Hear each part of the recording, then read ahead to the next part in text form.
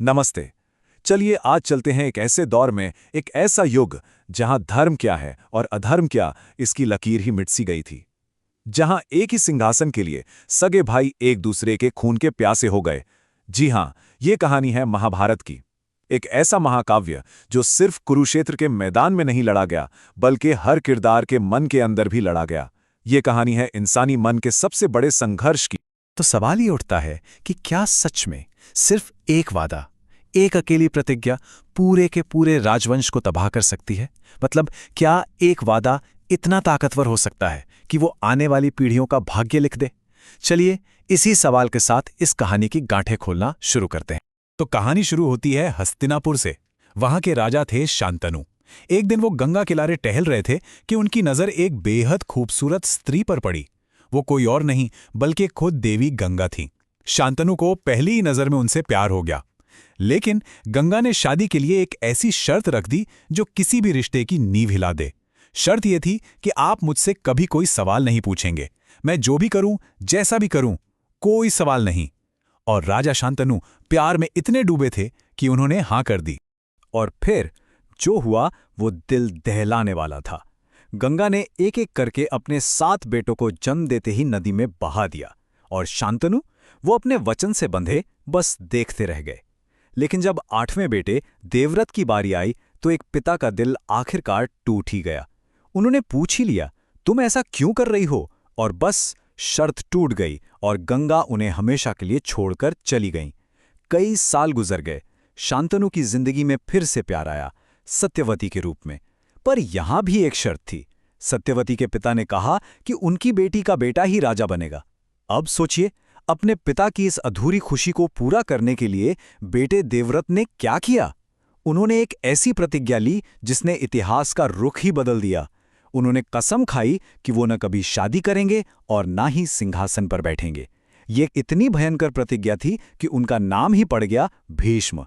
और यहीं से कुरुवंश पर संकट के बादल मंडराना शुरू हो गए। अब देखिए, विचित्रवीर्य की मौत बिना किसी संतान के हो गई, तो वंश को आगे बढ़ाने के लिए नियोग प्रथा का सहारा लिया गया और महर्षि व्यास को बुलाया गया। लेकिन उनकी दोनों रानियां व्यास के तपस्वी तेज को देखकर घबरा गई। एक रानी ने तो डर के मारे अपनी आंखें ही बंद कर ली, तो उनका बेटा धृतराष्ट्र जन्मांध पैदा हुआ। दूसरी रानी डर से पीली पड़ गई, तो उनका बेटा पांडु पीले शरीर के साथ पैदा हुआ। मतलब उनके जन्म के साथ ही एक तरह से उनकी किस्मत भी लिख दी गई थी। धृतराष्ट्र अंधे थे, इसलिए राजा नहीं बन सके और राजगद्दी मिली पांडु को। और अब कहानी का फोकस शिफ्ट होता है इन 2 भाइयों और उनके बेटों पर। एक ऐसा संघर्ष जो आगे चलकर पूरे आर्यावर्त को अपनी आग में झोंकने वाला था।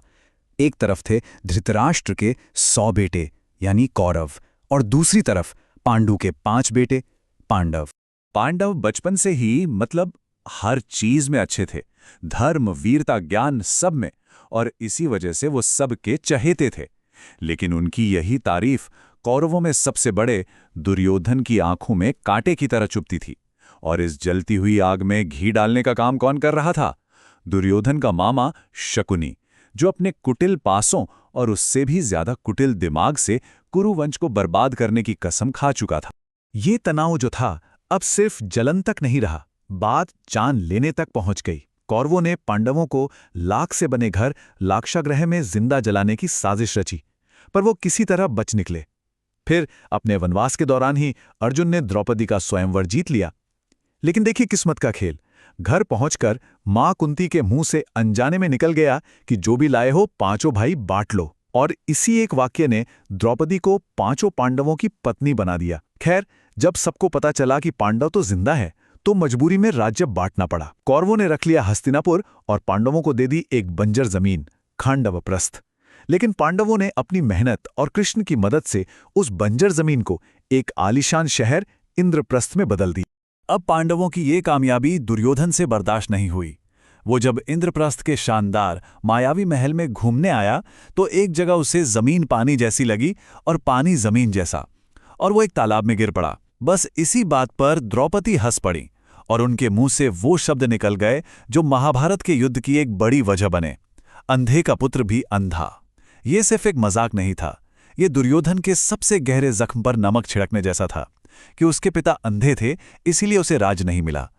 ये बात उसके सीने में तीर की तरह लग गई और उसने ठान लिया कि वो इस अपमान का बदला लेकर रहेगा। और यहीं पर शकुनी ने अपना सबसे बड़ा दाव खेला। उसने दुर्योधन को भड़काया कि पांडवों को चौसर के खेल के लिए बुलाओ। चौसर एक ऐसा खेल जिसके पासे सिर्फ और सिर्फ शकुनी के इशारों पर चलते थे। अब देखिए, उस वक्त का क्षत्रिय धर्म ऐसा था कि अगर कोई राजा आपको खेल के लिए बुलाए तो आप मना नहीं कर सकते। मना करना कायरता मानी जाती थी। तो धर्मराज युधिष्ठिर धर्म के इसी बंधन में बंधकर हस्तिनापुर चले गए। वो जानते थे कि ये एक जाल है, फिर भी गए। और खेल शुरू हुआ। शकुनी के छल कपट वाले पासों के सामने धर्मराज युधिष्ठिर की सारी सूझबूझ सब बेकार हो गई। वो एक एक करके सब कुछ हारते गए। पहले अपना सारा धन, फिर अपना राजपाट, फिर अपने चारों भाई, और हद तो तब हो गई जब वो खुद को भी दांव पर लगाकर हार गए और दास बन गए। जब कुछ भी नहीं बचा तो दुर्योधन ने उकसाया, युधिष्ठिर, अभी भी तुम्हारे पास द्रौपदी है। और युधिष्ठिर ने धर्म के नाम पर अपनी पत्नी को भी दांव पर लगा दिया और वो भी हार गए। इसके बाद द्रौपदी को बालों से पकड़कर उस भरी सभा में घसीट कर लाया गया। वहां उन्होंने एक ऐसा सवाल पूछा जिसने धर्म की नींव हिला दी। उन्होंने पूछा, जब महाराज युधिष्ठिर खुद को हार चुके थे तो क्या उनके पास मुझे दांव पर लगाने का कोई हक बचा था? सोचिए क्या सवाल था। पर वहां बैठे बड़े बड़े ज्ञानी भीष्म, द्रोण, कृपाचार्य सबके सब सिर झुकाए बैठे रहे। उनकी वो खामोशी शायद उस सभा में हो रहे अधर्म से भी बड़ा अधर्म था। किसी में इतनी हिम्मत नहीं हुई कि इस अन्याय को रोक सके। और फिर वो हुआ जिसे इतिहास का सबसे शर्मनाक पल कहा जाता है। दुर्योधन ने अपने भाई दुशासन को हुक्म दिया कि द्रौपदी को निर्वस्त्र करो। जब दुशासन ने उनकी साड़ी खींचनी शुरू की तो कृष्ण के चमत्कार से वो साड़ी बढ़ती ही चली गई, खत्म ही नहीं हुई, और द्रौपदी की लाज बच गई। लेकिन उस एक घटना ने ये तय कर दिया था कि अब कुरुवंश का विनाश निश्चित है। युद्ध अब होकर ही रहेगा। इस भयानक अपमान के बाद भी पांडवों को सजा मिली। 12 साल का वनवास और उसके बाद 1 साल का अज्ञातवास, मतलब छिपकर रहना। जब उन्होंने अपनी ये शर्त पूरी कर ली और वापस आकर अपना आधा राज्य मांगा तो कहानी आ पहुंची कुरुक्षेत्र के मैदान पर। वो मैदान जो लाखों सैनिकों के खून से लाल होने वाला था। युद्ध टालने की एक आखिरी कोशिश भी हुई। खुद कृष्ण शांति दूत बनकर हस्तिनापुर गए। उन्होंने कहा कि अरे पूरा राज्य छोड़ो, पांडवों को बस 5 गांव दे दो, वो मान जाएंगे। लेकिन घमंड में चूर दुर्योधन ने क्या कहा, युद्ध के बिना सुई की नोक के बराबर भी जमीन नहीं दूंगा। बस इसके बाद युद्ध के सिवा और कोई रास्ता बचा ही नहीं था। अब सोचिए, युद्ध का मैदान सज चुका है। अर्जुन अपने रथ पर खड़े हैं और सामने देखते हैं तो कौन है? अपने दादा भीष्म, अपने गुरु द्रोण, अपने भाई। ये सब देखकर उनका दिल बैठ गया। उन्होंने अपना धनुष गांडीव नीचे रख दिया और कहा, मैं अपने ही लोगों को कैसे मार सकता हूं? और तब उनके सारथी बने कृष्ण ने उन्हें वो ज्ञान दिया जिसे आज हम सब श्रीमद् भगवद गीता के नाम से जानते हैं। कृष्ण ने समझाया कि अर्जुन, ये लड़ाई जमीन के लिए नहीं है, ये धर्म की स्थापना के लिए है, और अधर्म के सामने अपना कर्तव्य निभाना ही सबसे बड़ा धर्म है। और फिर युद्ध शुरू हुआ। 18 दिन तक चला वो महायुद्ध। एक एक करके कौरव सेना के बड़े बड़े योद्धा गिरने लगे। पर ये कोई सीधी साधी जीत नहीं थी। भीष्म पितामह को गिराने के लिए शिखंडी और ढाल बनाना पड़ा। गुरु द्रोण से हथियार छुड़वाने के लिए उनके बेटे अश्वत्थामा की झूठी मौत की खबर फैलानी पड़ी। और महान दानवीर कर्ण को भी तब मारा गया जब वो निहत्थे थे और उनके रथ का पहिया जमीन में धंस गया था। यहां तक कि आखिरी में भीम ने भी गदा युद्ध के नियम तोड़कर दुर्योधन की जांग पर वार किया। मतलब धर्म की जीत के लिए भी कई बार ऐसे रास्ते अपनाने पड़े जो खुद धर्म के हिसाब से सही नहीं थे। युद्ध खत्म हुआ, पांडव जीत गए, पर यह एक ऐसी जीत थी जिसमें जश्न नहीं था, सिर्फ दुख था, पछतावा था। कुरुक्षेत्र का पूरा मैदान लाशों से भरा पड़ा था। चारों तरफ बस मातम ही मातम था। लगा कि सब खत्म हो गया, लेकिन नफरत की आग अभी भी सुलग रही थी। गुरु द्रोणा के बेटे अश्वत्थामा ने बदला लेने के लिए रात के अंधेरे में पांडवों के कैंप पर हमला कर दिया, और वहां उसने पांडव समझकर द्रौपदी के 5 सोते हुए बेटों को मार डाला। इस एक कायरता भरे काम ने साबित कर दिया कि युद्ध में असल में कोई नहीं जीतता, होता है तो सिर्फ विनाश।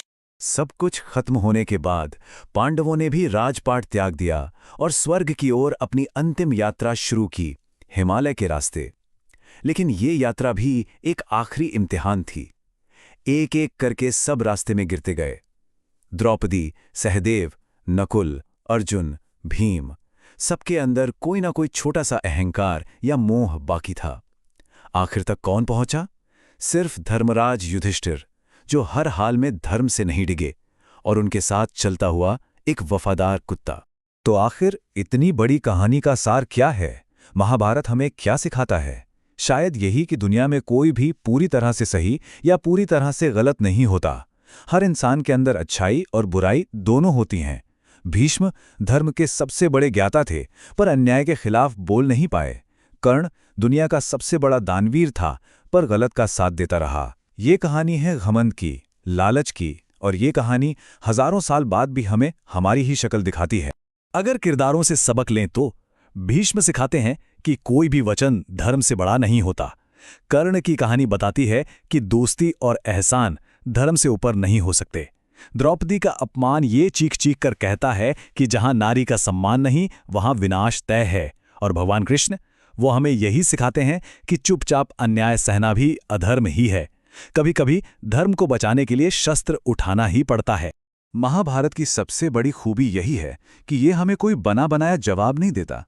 ये तो बस हमारे सामने एक सवाल खड़ा कर देता है कि जब धर्म, कर्तव्य और अपने रिश्तों के बीच चुनना पड़े तो इंसान को कौन सा रास्ता अपनाना चाहिए। एक ऐसा सवाल जो तब भी उतना ही जरूरी था और आज भी है।